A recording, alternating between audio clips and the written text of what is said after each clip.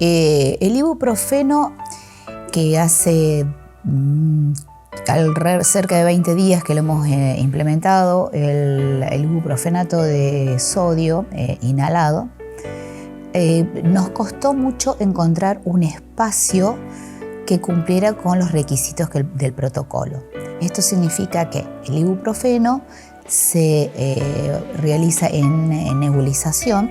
La nebulización provoca dispersión de partículas, que estas partículas pueden contener el virus, por lo tanto hay que hacerlo en un espacio amplio, muy ventilado, y cuando termina la nebulización debemos esperar 20 minutos que estas partículas que se han aerosolizado en el ambiente caigan, se depositen y sea posible la persona que está siendo nebulizada retirarse y la persona que asiste a este paciente puede ingresar a realizar la higiene, a preparar otra nebulización y permitir el ingreso de otro paciente a hacer la nebulización.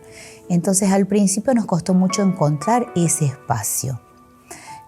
Al final terminamos con los pacientes internados, se hacía dentro de sus habitaciones, que son los menos porque gracias a Dios hemos tenido bastante buena respuesta y hemos podido instalar el ibuprofeno a tiempo.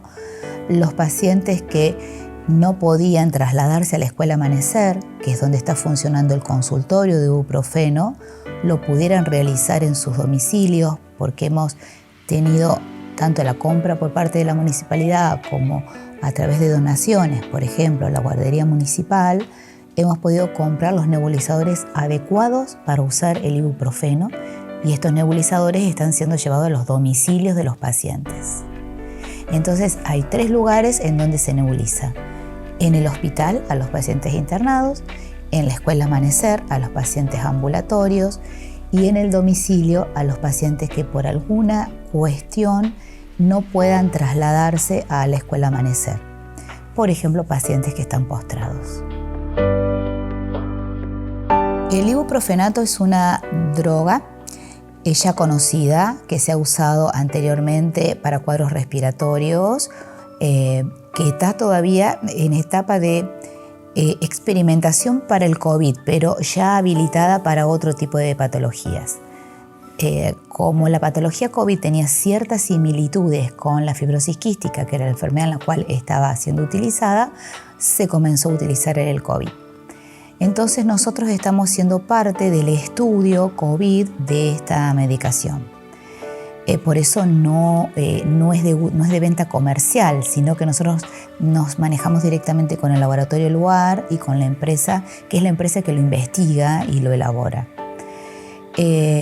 Las virtudes de esta medicación son principalmente 3. Es viricida, quiere decir que mata el virus dentro del alvéolo pulmonar.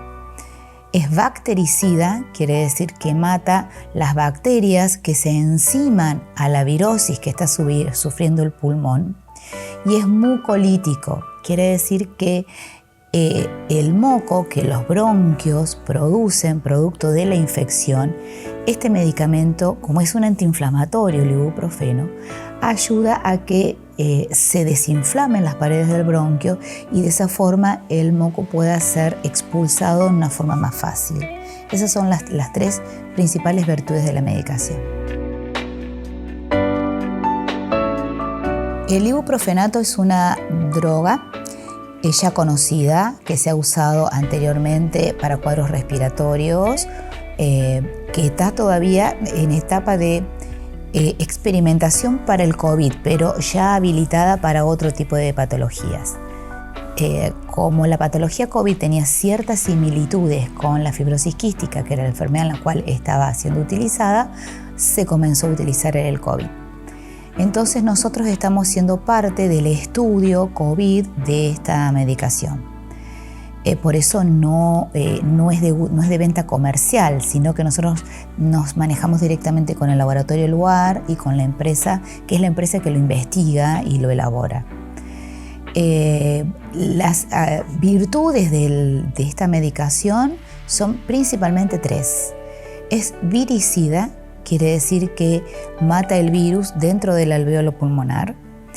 Es bactericida, quiere decir que mata las bacterias que se enciman a la virosis que está sufriendo el pulmón. Y es mucolítico, quiere decir que el moco que los bronquios producen producto de la infección, este medicamento, como es un antiinflamatorio, el ibuprofeno, ayuda a que se desinflamen las paredes del bronquio y de esa forma el moco pueda ser expulsado de una forma más fácil. Esas son las tres principales virtudes de la medicación.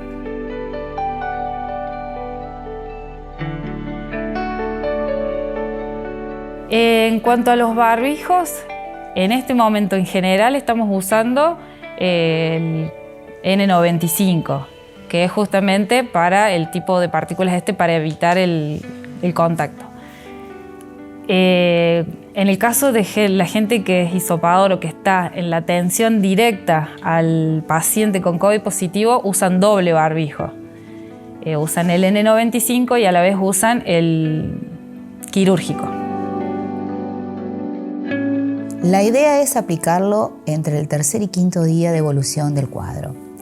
Por supuesto, se han aplicado en situaciones más avanzadas porque el paciente nos ha llegado más adelante, pero cuanto antes lo podamos aplicar, mejor.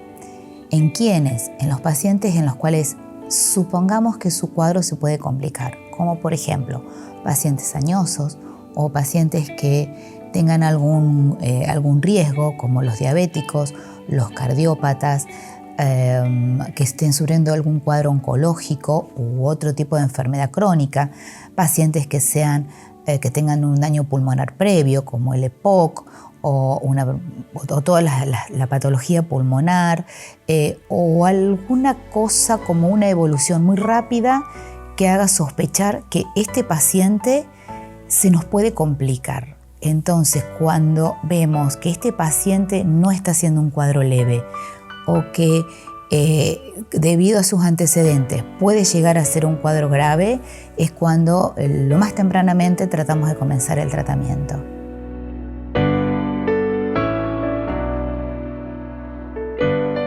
Hemos tenido varias experiencias porque después hablamos con los pacientes a ver qué pasó. Hay una paciente en especial que yo recuerdo de las primeras que me dijo: en la segunda nebulización yo sentí alivio y hacía 12 días que casi no podía hablar. Y en la segunda nebulización yo sentí que me cambiaba todo. Otros pacientes que luego de 5 días dicen: realmente hemos notado lo bien que nos hace. Y hay un paciente en particular que me dijo: yo tenía mucho miedo por mi familiar, porque mi familiar tiene un cuadro avanzado de una enfermedad crónica y es el que está mejor de todos nosotros. Dicen, en el que más notamos mejoría fue en el familiar que más miedo teníamos. Así que es como variada la experiencia que van teniendo los pacientes. En todas las patologías, en toda la medicina, lo importante es llegar a tiempo. Y si se puede llegar antes de que empiece, mejor. Entonces, es importantísimo la prevención. Y acá, si me permites, voy a hacer un comentario que no tiene que ver con esto. Este año 2020, por miedo, porque las instituciones se cerraron, porque los médicos se tuvieron que dedicar a otra tarea, porque las obras sociales en algunos casos no lo quisieron cubrir, porque no había lugar o por el motivo que fuere, todas las campañas de prevención que hacíamos todos los años acá y en el mundo, incluso la vacunación, se fue dejando de lado. Si hablas con cualquier médico te va a decir que todo su plan de prevención, ya sea de la mujer, del hombre, de la vacunación de los bebés, ha disminuido.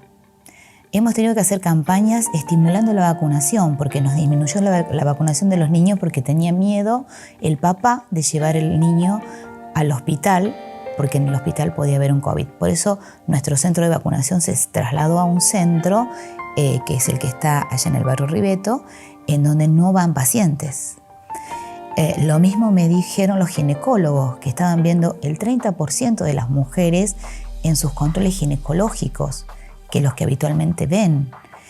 Lo mismo nos dicen los cardiólogos, que están viendo mucho menos pacientes que vienen a hacer sus controles anuales, ya sea porque la edad lo requiere o porque su patología lo requiere, de lo que hicieron el año pasado. Entonces eso es algo que tenemos que recuperar, algo que no tenemos que abandonar, y es la prevención, porque las enfermedades crónicas han seguido avanzando este año 2020. Y si no volvemos a recuperar la prevención, en el 2021 o en el 2022 nos vamos a encontrar con muchas sorpresas desagradables. Entonces es algo fundamental llegar antes de la patología. Y en el caso del ibuprofeno, llegar antes no tiene utilidad, pero sí llegar apenas se instala el virus y podamos hacer el diagnóstico de que hay un COVID positivo y la persona tenga riesgo, comenzar con el tratamiento.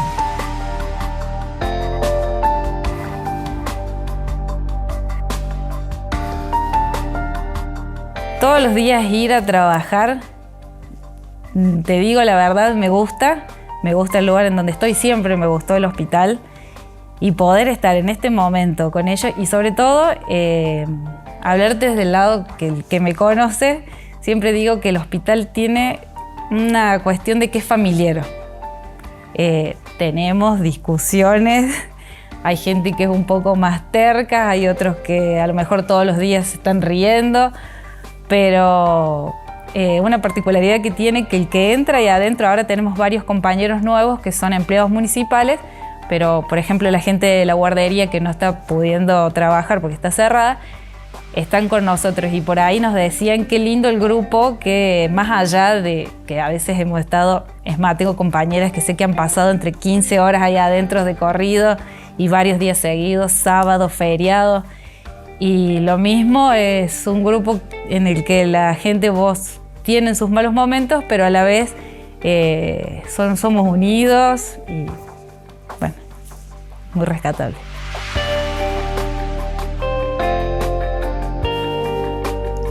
Desde trazabilidad, primero en principal, los datos que llegan a trazabilidad empiezan desde los telefonistas que están, se comunican con ellas nos pasan los datos, es decir, el nombre y el número de la persona, para de esa manera nosotros poder comunicarnos con ellos. Y también muchas veces se comunican no con los telefonistas, sino con los doctores. Entonces ellos nos pasan esa información para que nosotros podamos hacer toda esa trazabilidad.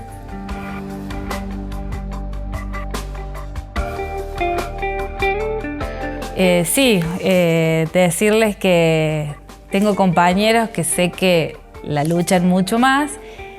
Ya sabemos que son muchos días los que venimos de pandemia, mucha gente está re cansada, pero bueno, verlo por el lado de la responsabilidad ya de cada uno, porque mucho ya no se puede hacer desde autoridades, es solamente la responsabilidad de cada uno de saber que si hace algo mal, si tiene síntomas, es avisarlo, sobre todo por la gente más vulnerable, por los adultos, por la gente que tiene factor de riesgo. Acá en DESA ya ha habido varias gente que se ha ido y la verdad que los familiares son los que más lo entienden a eso. Y bueno, decir que es la única forma de cuidarse, por ahí no seguir prohibiendo tanto, pero sí ser responsable al momento de saber que si tenés un síntoma, avisarlo para prevenir futuras malas cosas.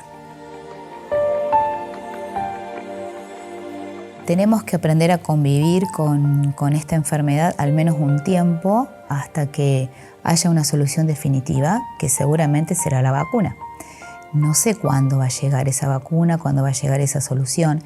Mientras tanto tenemos que aprender y tomar como hábitos de vida los hábitos de distancia, de barbijo, de no reuniones, el hábito de evitar tocar elementos que sean contaminantes, las puertas, cuidado con los comercios, ir a comercios y a lugares en donde se mantengan las reglas del protocolo de bioseguridad, acostumbrarnos y adaptarnos a tener el alcohol en las manos, y sobre todo esto tomarlo con tranquilidad y como un hábito más de nuestra higiene diaria, de nuestros hábitos diarios. No con miedo, sino con seguridad y conociendo lo que estamos haciendo. Así como alguna vez nos acostumbramos a usar el cinturón de seguridad y dejó de molestarnos, nuestro estilo de vida tiene que adaptarse, al menos por este tiempo, a convivir con el COVID. Y no dejar de hacer los estudios preventivos que siempre hacemos, los ginecológicos, el del cáncer de mama, el del cuello de útero, los cardiovasculares, los de diabetes, los odontológicos, los tratamientos odontológicos que siempre hicimos. Nuestra vida tiene que continuar con el COVID integrado a ella y con nuestro hábito de protegernos de él.